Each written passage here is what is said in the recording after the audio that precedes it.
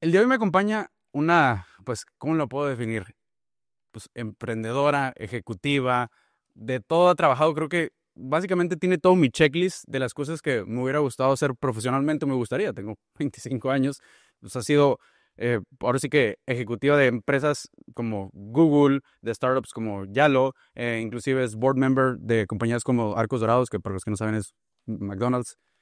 Carla Berman, ¿cómo estás? Muy feliz de estar aquí contigo. ¿Cómo te trata esta bella ciudad que no hay mucho que ver, pero La pues, verdad, muy bien. A ver, comí delicioso, comida china. ¿a poco sí? Sí, fui a ver la Barda de la Frontera, que me impresionó qué tan cerca está de la ciudad. O sea, no es que está cerca de la ciudad, es que Es cruzas la una... calle y hay casas. Sí, Este, Fui al CETIS donde tuve el privilegio enorme de hablarle a los chavos que fueron de las mejores audiencias que he tenido. No sabes qué atención me pusieron, estuvo divertidísimo, la gente me pareció espectacular y creo que lo más importante es que me dicen que me tocó el mejor clima de Mexicali. sí, no te acostumbres a este clima, no es algo, No es normal, no es normal. pues ha sido delicioso. Oye, quiero platicar un poquito de, ahora sí que de los inicios de tu carrera. Tú inicias, pues estudias ingeniería industrial, eh, entras a un taller de escritura en Reforma, te quedas ahí trabajando y después pasas a McKinsey. Correcto, Tu trabajo era business analyst. sí. ¿Qué tan matada es la vida de business analyst a comparación de lo que vemos en las películas? Si es todo este de hustle, de trabajar 80 horas a la semana, de complacer al jefe para verdaderamente subir ese escaloncito. Mira, yo creo que se llama el puesto Business Analyst porque creo que ya no te aceptan poner esclavo en la descripción del puesto. No, no, no es cierto. Lo digo con muchísimo cariño, pero sí trabajaba yo muchísimo. Yo, una anécdota que siempre me gusta contar es que yo juraba que en la Ciudad de México no había tráfico, porque pues, salía de mi casa a las 6 y regresaba a la 1 de la mañana y nunca vi tráfico en 2 años. Yo decía, ay, no entiendo de qué se queja tanto la gente, o sea, qué exageración. Sí, trabajaba muy, muy, muy duro. Sé que eso ha cambiado un poco, pero se sigue trabajando muy, muy, muy, muy duro, sobre todo en los primeros años de carrera cuando trabajas en consultoría y en banca de inversión. Y, by the way, no lo hubiera hecho de ninguna otra manera. Y yo creo que los jóvenes recién egresados de la carrera que no buscan un trabajo de 60 horas a la semana, se están perdiendo de una gran oportunidad. Porque, digo, a menos de que ya tengas muchas responsabilidades familiares, ¿no? Porque puede ser que, bueno, es que tuviste hijos muy, muy, muy, muy joven. Pero a esa edad que yo no tenía hijos, mis papás eran jovencísimos y no me necesitaban para nada, ¿no? Siguen siendo muy jóvenes y no me necesitan, pero digamos hoy ya quiero estar mucho más horas con ellos también. No tenía una casa propia, vivía en mi casa, entonces todos los asuntos de el súper, pagar la luz, lavar la ropa, mágicamente sucedían.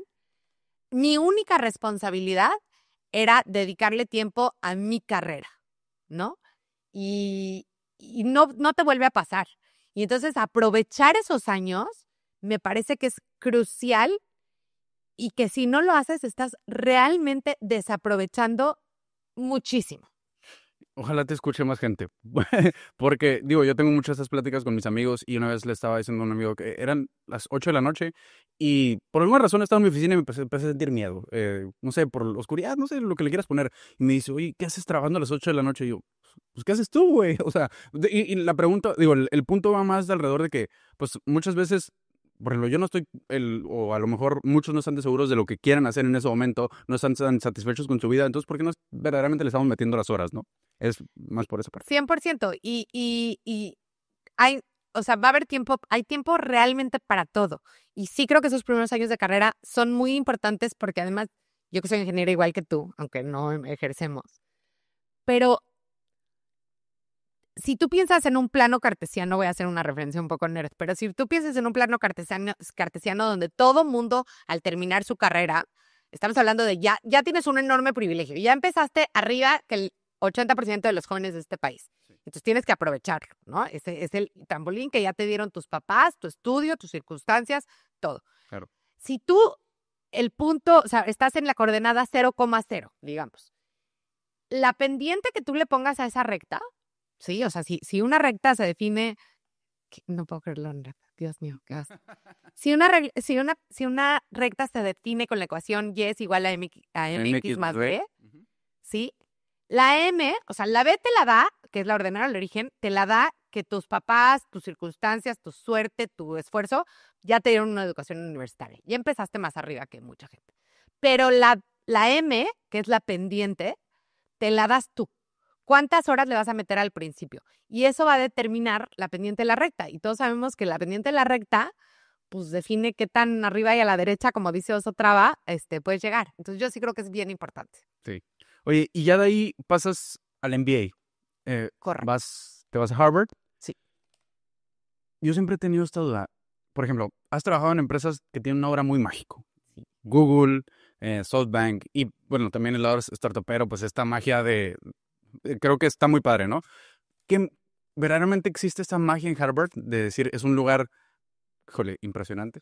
Es un lugar impresionante. O sea, a ver, yo me tomé todo el Kool-Aid, tengo todas las sudaderas de Harvard, la gorra, el calzón, el llavero, la taza, todo. Me tomé el Kool-Aid. Pero sí es un lugar que a mí me hizo... O sea, era un lugar muy mágico para mí. Me gusta mucho estudiar y la manera, el método del caso que lo inventó la Escuela de Negocios de Harvard hace 100 años, un poquito más de 100 años, es un método que hasta hoy me sigue pareciendo fascinante. Estudiar una disciplina como los negocios a través de historias, realmente de cuentos, del cuento de una empresa, del cuento de Lululemon, del cuento de Danone, etcétera, se me hace que quien se lo concibió es un genio, porque no pasa de moda. Y si piensas hoy que todos estos retos de la educación y cómo hacemos y con la inteligencia artificial, etcétera, ha resistido la prueba del tiempo y creo que es igual de relevante que hace 100 años. Porque lo más importante para tu calificación es tu participación en clase. Y ahí no hay ChatGPT que te ayude, ¿no? Sí. Y Todavía. Y creo que la gente curiosa como yo, pues es padrísimo poder aprender de tantas empresas que no conocías, pero sobre todo a mí me gusta aprender de las empresas que sí conocía, pues todo lo que hay detrás, ¿no? Entonces sí, para mí fue increíble. Además es un lugar donde no hay una clavo fuera de su lugar. Y es impresionante entre clase y clase. Los salones son como los de las películas, ¿no? Con pizarrones así muy altos que bajan y suben los maestros que siguen siendo de GIS y a mí creo que me gusta más que sean de GIS a que sean ¿Por qué? de pizarrón. Por varias cosas. Fíjate que los de pizarrón, que los de plumón, se ensucian y es muy difícil desensuciarlos. Ok. O sea, con el tiempo empiezan a quedar manchaditos. Los de GIS, si los limpias bien, siempre se van a quitar. Y no sé, hay algo como mágico, Sí, no sé, pensé que ¿no? iba más ¿no? por ese lado. Y entonces, entre clase y clase, hay como 5 minutos de break. Entra un crew, o sea, no una persona, un crew, de personas a limpiar los pizarrones, Ujú. que yo decía, híjoles, qué sangrones son aquí. O sea, no vaya a ser que esté tantito sucio el pizarrón, porque aparte los limpian con agua, no nada más así con borrador. Hasta que un profesor me lo explicó y me dijo, no estás entendiendo. Aquí lo que les estamos enseñando es a ser excelentes. Okay. Y el maestro se para en la mitad del salón y se queda viendo el reloj de manecillas. Y como 22 segundos antes de que empiece la clase, la gente se calla. Y en el segundo que el segundero toca el 12, dice el profesor, "Good morning". Y ese nivel de como, no sé, profesionalismo, la verdad, de excelencia, yo creo que a mí me parece mágico. Sí, definitivamente. Oye, bueno, la parte mágica, todo está muy padre, pero tengo dos preguntas ahí que, digo, yo siempre me he hecho y por una parte me he peleado un poquito en algunos temas de esto. ¿Qué tanto recomiendas tú el MBA en costo-beneficio?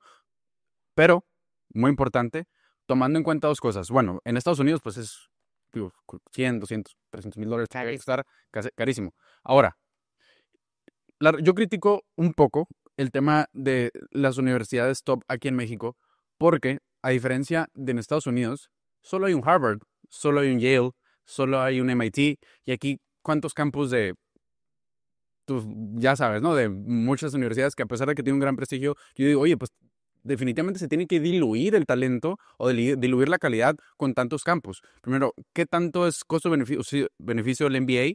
¿Y por qué en el extranjero y no acá? A ver, yo creo que siempre invertir en educación para uno debería de darte un beneficio. Sí. Ahora, si tú me dices así, órale, mide el ROI, los datos dicen, esto no lo digo yo, los datos dicen que hay un ROI muy grande, hay un retorno de inversión muy grande cuando tú vas a una de las 10 mejores escuelas del mundo en un MBA.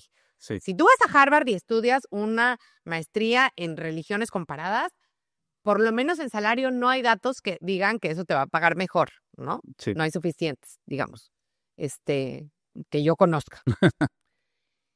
De las top 10 universidades del mundo, sí hay datos que dicen que sí, tú ganabas X y ahora vas a ganar 2 o 3X, según el país. No así con muchos programas, digamos, locales de México, ¿no? Eso no quiere decir que no aprendiste quizás lo mismo. Okay. Y ahí podríamos entrar en una discusión barroca de, bueno, pero si entonces la marca es que, pues la marca, la verdad es que sí vale mucho. O sea, y lo dicen los datos, no lo digo yo. Sí, definitivamente. ¿No? Aún así, yo creo que vale mucho la pena invertir en educación. Creo que una de las grandes cosas que a mí me gustaría siempre trato de decir es que la gente se espanta muchísimo del costo de un MBA en el extranjero. Yo creo que hay otras cosas de las que te debes de espantar muchísimo. La tasa de admisión, el frío. Realmente, si a ti te admiten en un programa como Stanford, como Wharton, como Harvard, nosotros lo que hicimos, nos fuimos yo y mi esposo, nos endeudamos hasta el cuello, ¿sí? A 15 años, ya acabamos de pagar, y nunca fue un problema, porque son muy beneficiosas las condiciones en las que te presta la escuela dinero, y como estudiante extranjero además te toca un porcentaje importante de beca, o por lo menos a nosotros nos tocó. Entonces, para mí totalmente, ha sido, o sea, yo que me dedico a esto de las inversiones, la mejor inversión de mi vida. ¿Y cómo es esa conversación con tu esposo al decir de cierta manera, oye, nos vamos a ir a apostarle a algo que cuesta un dineral? Dineral. No estoy teniendo algo, una certeza. Vamos a aventarnos 15 años con este compromiso. Fue una conversación sencilla, una conversación complicada. Mira, la verdad es que yo siempre sabía que yo lo iba a hacer. Ok. Y entonces más bien fue una conversación, nosotros somos novios desde la prepa y él cuenta que yo un día lo corté porque le dije que no sabía suficiente inglés y que yo me iba a ir de maestría. Entonces, ¿qué iba a hacer con él, no? Y se puso a estudiar inglés, que esa es la otra cosa. Es como, bueno, pero es que tú sabías inglés. Pues sí, pues pónganse a estudiar inglés. O sea, ¿no? Mi esposo empezó a estudiar inglés a los 16 años de manera seria. Y yo creo que lo que hicimos muy bien es que nos rodeamos de mucha gente que había pasado por este proceso, que nos dio la certeza de, te juro que tu problema no va a ser cómo repagar la deuda. Te lo prometo. Mira, porque yo y tal persona y tal persona y tal persona y tal persona.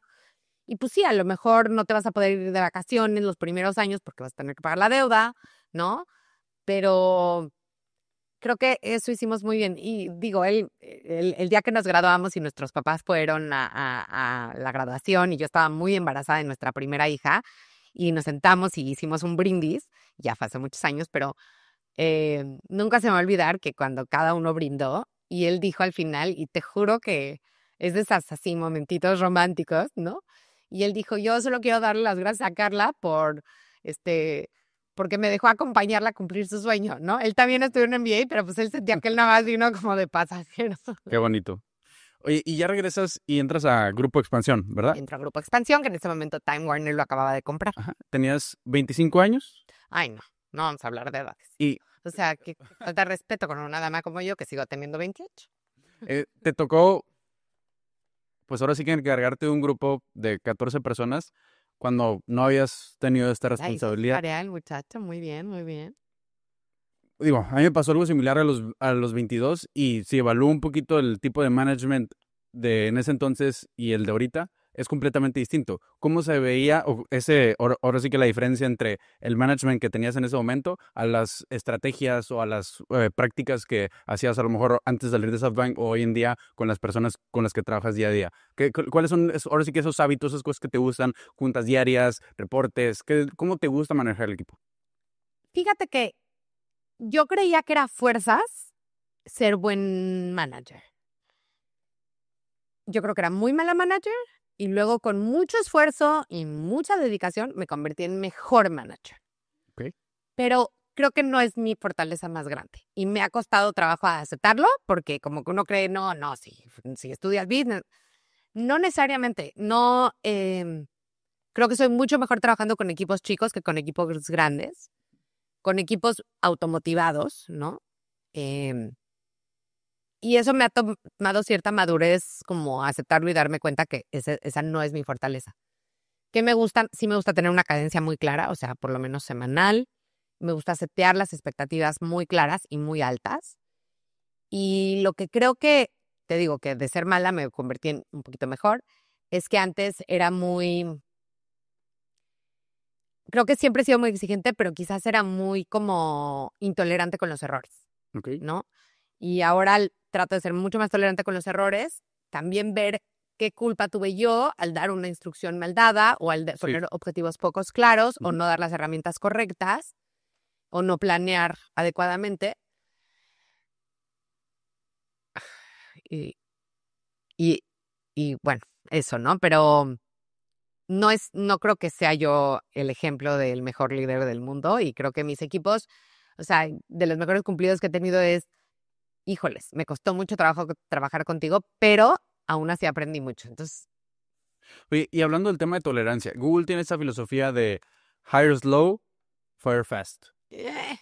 Bueno, eso es lo que dice. eso dicen, Eso dice, ¿verdad? ¿no? Yo lo cambio, sobre todo cuando vas empezando en un emprendimiento joven, es hire fast, fire faster, ¿ok? Porque al principio contratas a quien se deje y si no, órale, vámonos. ¿Qué tanta tolerancia hay que tener con estas personas en un inicio? No tengo la respuesta correcta.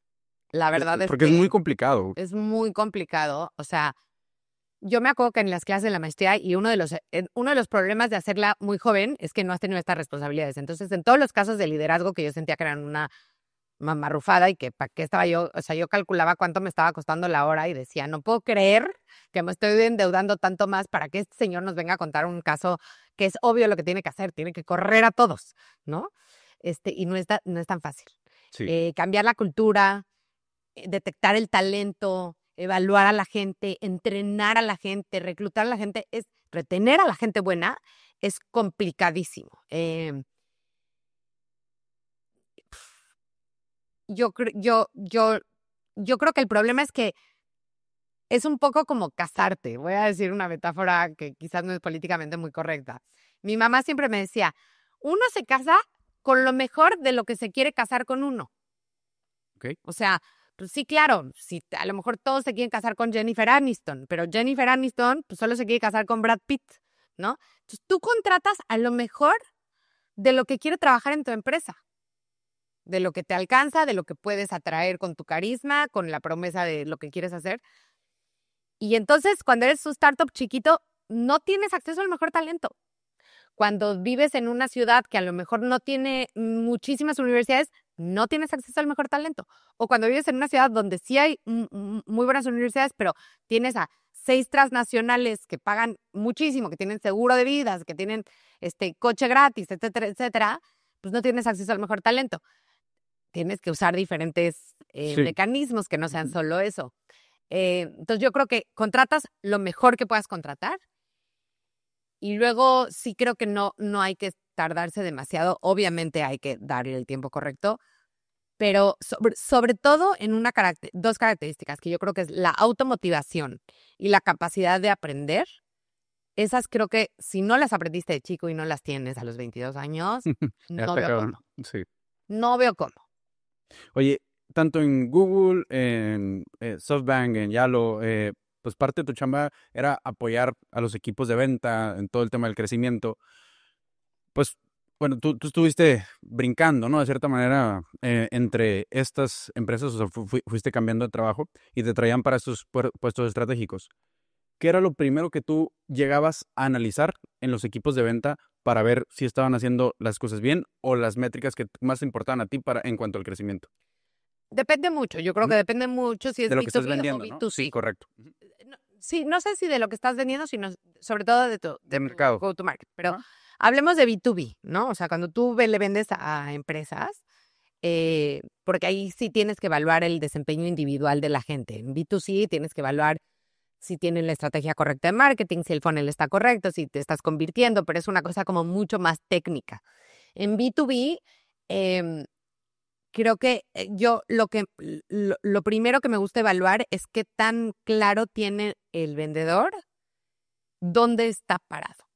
Y eso es facilísimo de darte cuenta. O sea, con 3 preguntas, tú te das cuenta si no tiene idea, si te está bullshiteando así, dorándote la píldora, o si realmente es una persona seria que entiende cuáles son los obstáculos entre donde estoy ahorita y cerrar la venta.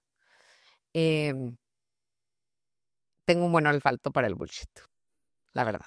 ¿Y cuáles son tus estrategias de prospección que más te gustan en cuanto a B2B? Pues sobre todo que te has codeado en niveles bien altos de, pues ahora sí que empresas a las cuales eh, tienen clientes muy buenos, ¿no? O sea, sobre todo te tocó trabajar en YouTube vendiendo toda esta parte de comercial en Latinoamérica a las marcas que tienen más budget de publicidad, ¿no? Entonces me imagino que para todo el tema B2B, pues ahí a lo mejor es un poquito de las partes en donde más te mueves. Yo creo que lo más importante es escuchar mucho. ¿Ok? O sea, típicamente, mi primera reunión de ventas con un cliente, hablo casi nada. Llego y les digo, a ver, creo que somos un buen fit para resolverte un problema. Ujú. Déjame darte las hipótesis que creo que son tu problema. Ahí hago mi tarea. Entonces le digo, creo que lo que tú estás tratando de hacer es reclutar nuevos consumidores de esta edad a esta edad, o posicionarte en esta categoría o no sé qué, pero puede ser que esté incorrecto. Entonces, lo que quiero hacer ahorita es que tú me cuentes durante 20 minutos cuáles son tus objetivos, cuál es este problema que estás tratando de resolver, y entonces a ver si valido mi hipótesis. Pero no llego primero a decirle, ay, a ver, ¿qué problema estás tratando de resolver? Sin haber hecho mi tarea. Siempre llego con unas hipótesis.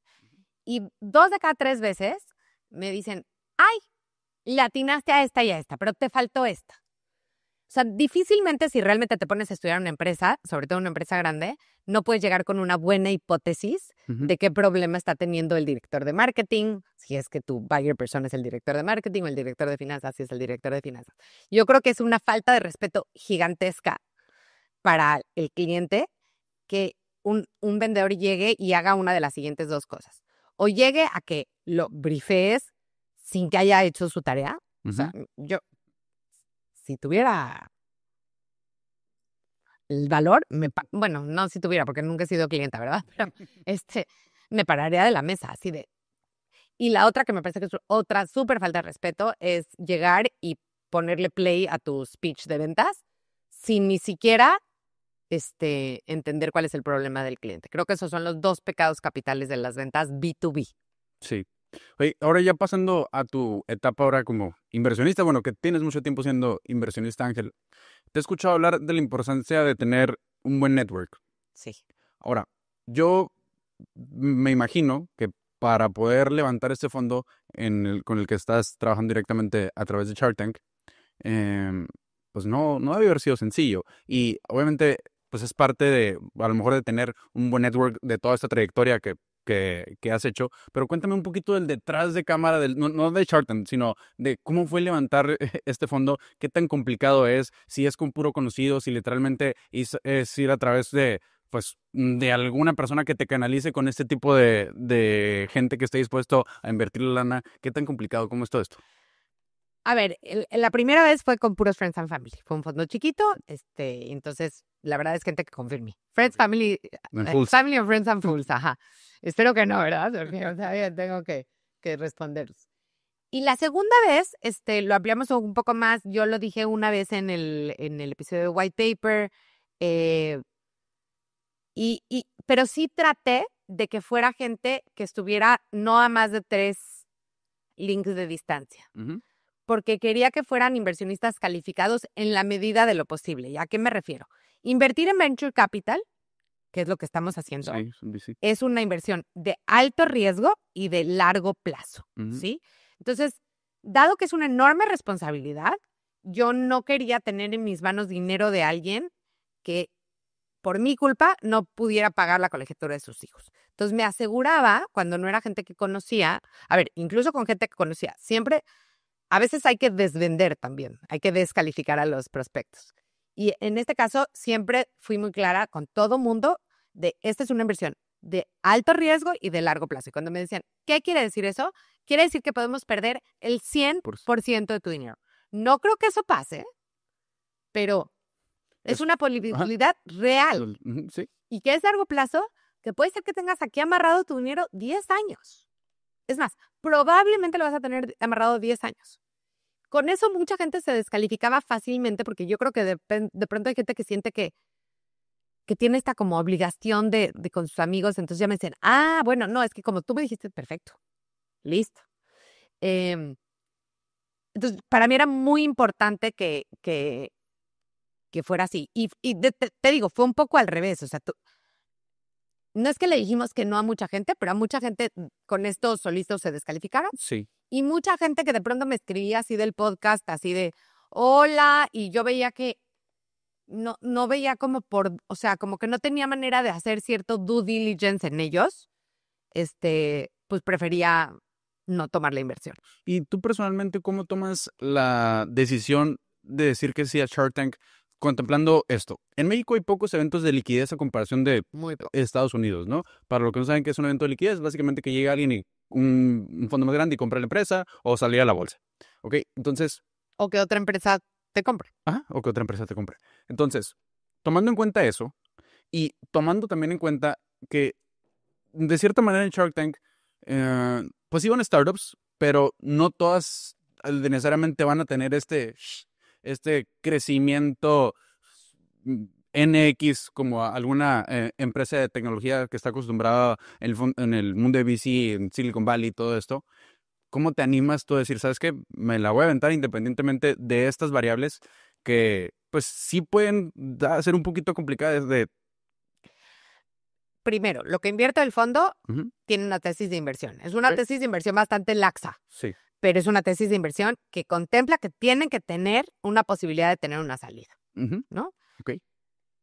Eso me obliga a mí a, es que me fascinó esta empresa de las gorras. Padrísimo. Bueno, a ver, también la empresa de las gorras puede tener una salida, pero si veo que hay algo que de plano no va a tener una salida y aún así me fascina, es un capricho mío. Y entonces invierto mi dinero, no el Ok. de mis inversionistas. Sí, Se vale. porque te escuchaba decir que hay a la gente hay que venderle a través del lado izquierdo y el derecho, ¿no? Una parte analítica y otra parte emocional. Y esa era una de las preguntas que tenían, ¿no?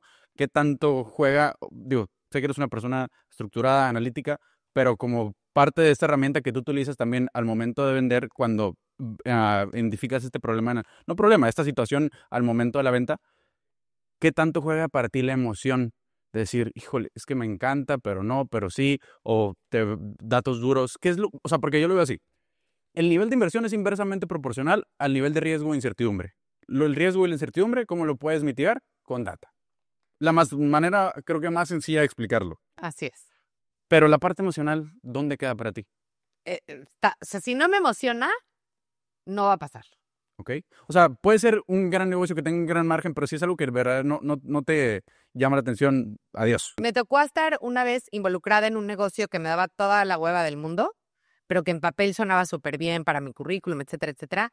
Y la verdad es que tuve que declinar amablemente después de un par de juntas porque cada vez que me estaban a hablar de la categoría, yo pensaba en qué me hacía falta del Costco. O sea, me moría de la hueva. Y ojo, me encantan los negocios aburridos. Este era un negocio bastante sexy, nada más que a mí me da toda la hueva del mundo. Entonces, me tiene que gustar. Ahora, si solo me gusta, yo creo que se vale darse sus gustitos de vez en cuando, ¿no? Es como, no sé, yo como mujer de repente hago compras irracionales que yo sé que son cero racionales, pero se me da mi regalada gana comprarme la chamarra de cuero rosa fosforescente, aunque la voy a usar 2 veces y entonces el costo propuesto es carísimo, ¿no? De vez en cuando, no siempre, pero entonces lo hago con mi dinero, porque un capricho no es una inversión. Sí. Entonces, en esta temporada que grabamos, hay un par de esos Que digo, o sea, eso jamás va a tener un evento de liquidez, pero es que qué diversión, ¿no? Sí. Oye, y regresando un poquito al tema de el network que generas pues en toda tu trayectoria y la importancia que tú le das a esto, y también regresando un poquito al tema de la venta, ¿qué consejos normalmente das tú para rodearse de pues de ese tipo de gente chingona, ¿no? Porque creo que decimos mucho esta frase de eres el, eres el producto de las 5 personas de que te rodean. Y sí, probablemente es cierto, pero pues a veces, mucha gente, creo que tiene esta limitante de decir, oye, pues ¿y dónde encuentro esta gente? Hace unos años yo estaba en un live con Juan Lombana y él decía, Es lo máximo, Juan. Juan, te amo sí, yo también. con locura y compasión. Y él decía, con mucho respeto le decía, Juan, es que chicos, tienen 1,000 seguidores, tienen 2,000 seguidores y me están pidiendo colaboraciones conmigo. No, no soy, no crean que soy gacho, pero también entiéndanme, no, o sea, No da la vida. no a la vida, el tiempo y demás. Y mi pregunta va alrededor de, por ejemplo, la manera en la cual llevamos entre esta entrevista no fue la manera más ortodoxa. A ver, déjenme contarles. Yo siempre digo, cuando hablo de ventas, que la primera característica de un buen vendedor es que hace su propio business development. Y que lo que eso quiere decir es que no está esperando que alguien le consiga una cita, que alguien le presente a alguien, sino que se las ingenia para encontrar a esa persona. Y creo que es una perfecta ejemplo. Entonces me llega un mensaje a mi WhatsApp, no a mi LinkedIn, no a mi mail que doy en el podcast, a mi WhatsApp, ¿ok? Hola, soy Luis, sé que vas a venir a Mexicali, tengo este podcast, he entrevistado a gente como Juan Lombana, ¿a quién más me dijiste? No, Juan, pero ahí te dije otros empresarios, entre ellos Guillermo, el que está aquí, y otros empresarios. O sea, un par de gente que me llamó la atención y sé que vas a venir tal día a un evento en Cetis Mexicali, yo soy egresado de Cetis Mexicali, pues me encantaría robarte un momentito para grabar un podcast. Entonces yo veo el mensaje, digo, pues muy bien escrito, no sé qué, y de repente digo, en la madre, ¿de dónde sacó mi celular? Entonces le digo, oye, perdón, me muero de la pena, pero ¿de dónde sacaste mi celular?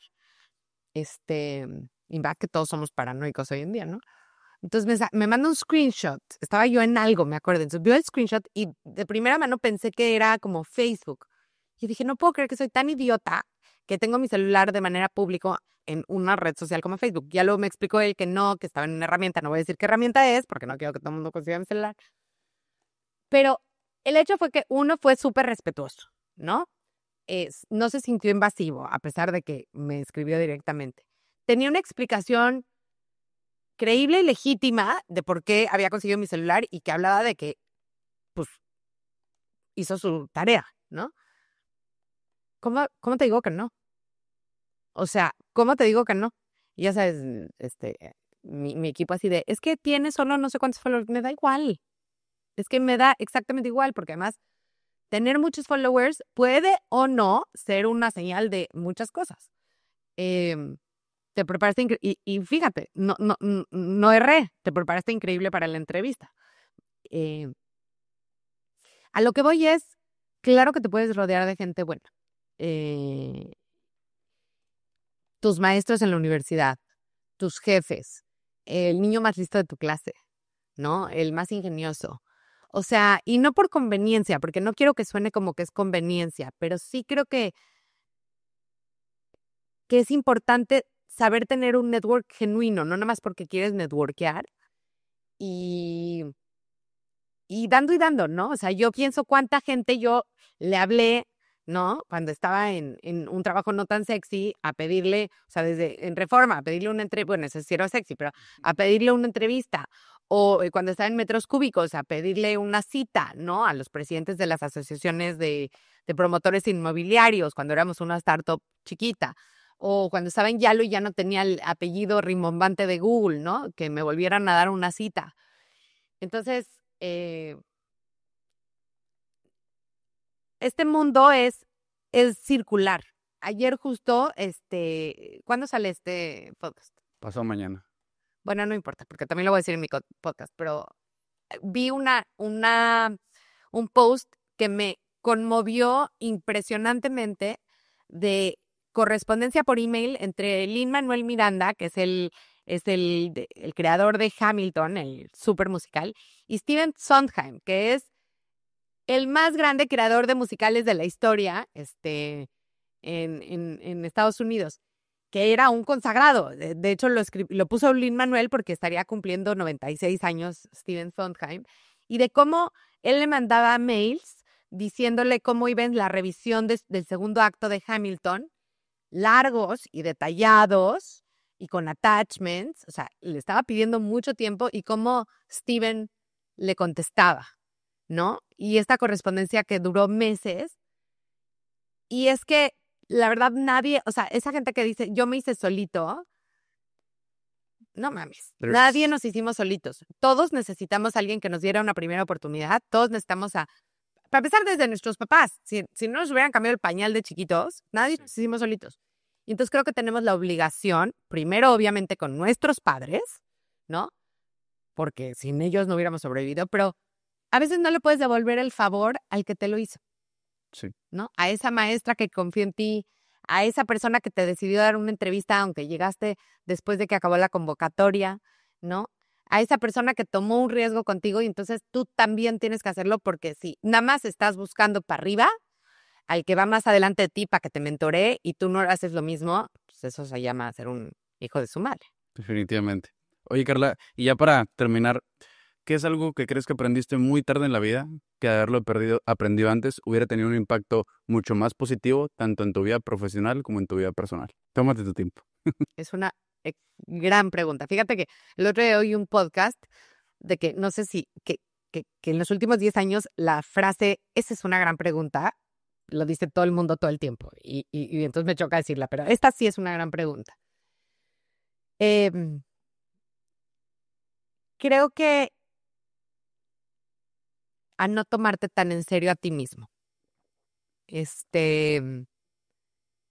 que nadie realmente, y esto lo dice mucho Oso también, a nadie realmente le importa lo que estás haciendo. A veces no hacemos cosas porque, qué oso, porque qué oso. Y con Juan Lombana también lo hablaba un día, me decía, es que al principio cuando yo empecé a hacer esto, le decía a mis amigos, please, déjenme de seguir en redes sociales porque me muero de la pena y del oso. Y es chistoso que nos dé más pena con la gente que más nos quiere que con el desconocido que nunca hemos visto, ¿no? Pero creo que eso, o sea, neta, a nadie le importa lo que estás haciendo. Entonces, no hay que hacer las cosas por qué va a pensar mi ex jefe, mi maestra, mi suegra, mi tío, mi consuegra, lo que sea. Hay que hacer las cosas que a uno le den placer. Dice mi papá, a los 20 te importa lo que la gente piensa de ti, a los 40 ya te da igual y a los 60 te das cuenta que nadie pensaba en ti. Exacto, todo el mundo estaba tan preocupado pensando en uno mismo, ¿no? Sí. Oye, Carla, pues muchas gracias por estar aquí. Que vayan a seguir tu podcast. Por favor, les suplico que sigan mi podcast. Nos explicaron en Spotify qué tal aquí toda la explicación. Que si le dan follow, nos va mejor. Entonces, denle follow. El podcast Follow es la campanita, ¿no? La campanita. Se llama White Paper. A mí me gusta mucho, es muy divertido. Síganme en mis redes sociales, Carlita Berman. Y muchas gracias. Y gracias por invitarme. Bueno, ellos no me invitaron a Mexicali. Gracias por invitarme a tu podcast y por estar al pendiente de No, Cocina México. al contrario, gracias por darte estos minutitos. Espero les haya gustado el episodio, me imagino que sí. Comenten ahí qué les pareció y si no, pues mejor no digan nada. ¿Ok? Entonces, nos vemos.